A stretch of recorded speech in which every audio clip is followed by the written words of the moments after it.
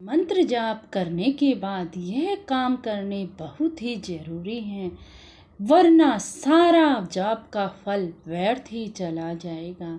जय माता दी सभी को, जय माता दी। आ गई हूँ आप सब लोगों के सामने नई जानकारी लेकर। अगर चैनल पर नए हो तो जरूर से सब्सक्राइब कर लेना, क्योंकि मैं इस चैनल पर आपको रोज ही नई नई जानकारियाँ देती हूँ। अगर आप लोग पूजा पाठ करते हैं, मंत्र जाप करते हैं, आपके इष्ट हैं, तो ये तो वीडियो आपके लिए बड़ी ही महत्वपूर्ण होने के लिए जा रही है। क्योंकि अगर आप लोग पूजा पाठ करते हैं, मंत्र जाप करते हैं, तो आपके इष्ट देव की शक्तियाँ आप में समाहित हो जाती हैं और आप मंत्र जाप करने के बाद कुछ ऐसे काम कर देते हैं कि आपके सारे मंत्र जाप का फल व्यर्थ ही चला जाता है। आप कितना ही मंत्र जाप कर लो, अगर मंत्र जाप के बाद तुरंत ये काम कर लोगे तो आपका मंत्र जाप कभी भी फलीभूत ना होगा।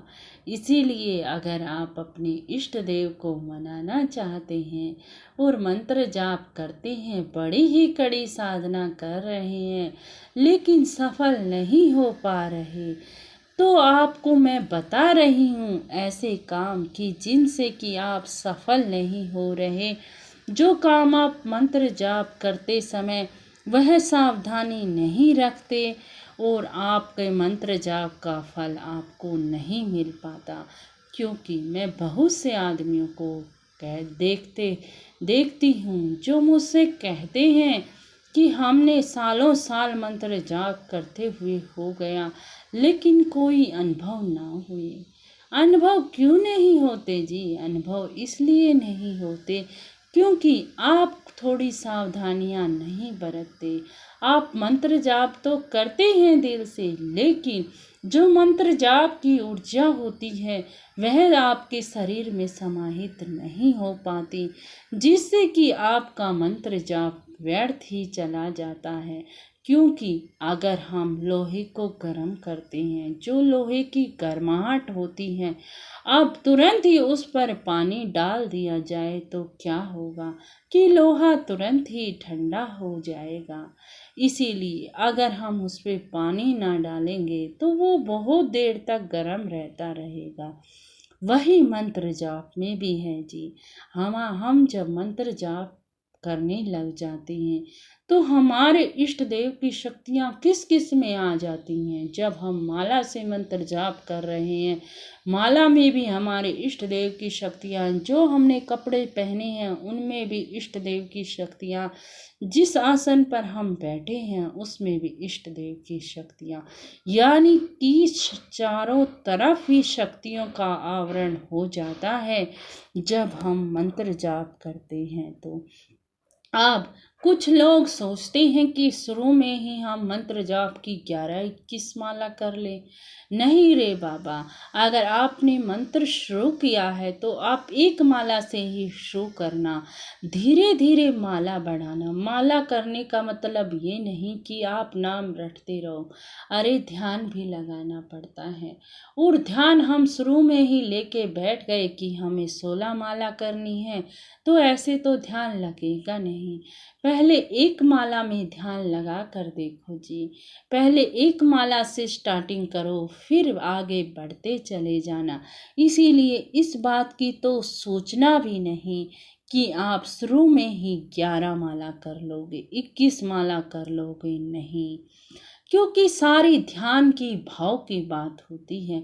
अगर आप एक माला कर रहे हैं और आपका ध्यान, आपका भाव सब अपने इष्ट की देव की तरफ है, तो ही वो माला आपकी मानी जाएगी। वैसे आप 21 माला कर लो, 11 माला कर लो, ध्यान मन के भाव कहीं और डगमगा रहे हैं, तो वो तो आपको फल नहीं देगी।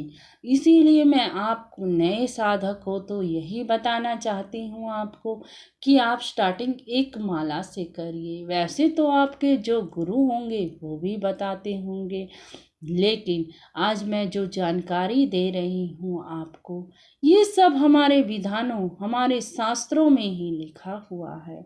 इसीलिए आप एक माला से स्टार्टिंग कर लीजिए। आप जैसे ही आप माला करने बैठते हैं तो आप इस बात का ध्यान रखें कि आपका आसन मोटा होना चाहिए। वह ऊन का भी हो सकता है, सुविधा के अनुसार आप किसी भी चीज का ले सकती हैं। वह आसन, वह मोटा होना चाहिए आसन। और जिस माला से आप मंत्र जाप करते हैं, जिस माला से भी आपने मंत्र जाप कर लिया, आपकी एक माला पूरी हो गई, तो आप उस माला को गले में धारण कीजिए थोड़ी सी देर के लिए। थोड़ी सी देर के लिए आप उस माला को गले में धारण कर लेते हैं तो आपके जो भी मंत्र की शक्ति थी वो आप में समाहित होने लग जाती है, क्योंकि आपने वह माला धारण कर ली है। इसीलिए थोड़ी सी देर उस माला को गले में धारण कर लें, और गले में धारण करके आप इतना अच्छा महसूस करोगे कि आप धारण करके देखना। तो ये गलती कभी ना करना कि आप आसन पे ना बैठे और माला जपन कर रहे हैं, और जब कर लिया तो आपको माला जरूर धारण करनी है। और एक बात और बताना चाहती हूँ मैं आपको कि आपको एक लोटा जल का लेना है, और जब आप जाप कर रहे हैं किसी भी चीज का, तो आपको अपने सामने रख लेना है उस लोटे पर। जो उसमें लोटे में जल है वह भी अभिमंत्रित हो जाएगा। आप उस जल को अपने घर में छींटे लगा सकते हो, सभी व्यक्तियों को पिला सकते हो, क्योंकि उसमें शक्तियाँ आ जाती हैं उस जल में। आपकी कोई भी परेशानी हो, अगर आप उस जल को सभी को पिलाओगे तो कुछ ही दिनों में देखोगे कि आपके घर में जितनी भी परेशानियां थी, जितने भी संकट थे, वो धीरे धीरे निपटते जा रहे हैं, धीरे धीरे उनका हल मिलता हुआ जा रहा है। इसीलिए ये सब देखोगे आप अपने घर में।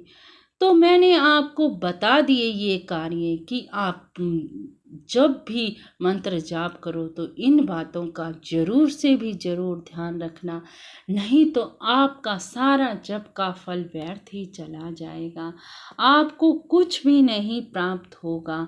आप जितना भी जाप कर रहे हैं वह ध्यान लगा कर करिए, मोटे आसन पर बैठकर करिए, माला को गले में धारण करिए, लोटा जल का रखिए। सभी वह जाप की जो शक्ति है सभी आपके अंदर समाहित होने लग जाएगी, और आपको अनुभव होने लग जाएंगे अपने इष्ट देव के, अपने परमात्मा के। और जब अनुभव होने लग जाते हैं तो मानो सब कुछ ही प्राप्त हो गया। अगर एक साधक को अपने इष्ट देव सपन में दिखाई दिए तो उस साधक के मन में इतनी खुशी होती है कि वो डोलता फिरता है कि मुझे अपने इष्ट देव दिखाई दे रहे हैं। अगर आपको जानकारी कुछ पसंद आई हो, कुछ अच्छी लगी हो, कुछ आपके काम की हो, तो कमेंट में जय माता दी लिखना ना भूलना जी। चलती हूँ जी, जय माता दी, जय माता दी, जय माता दी।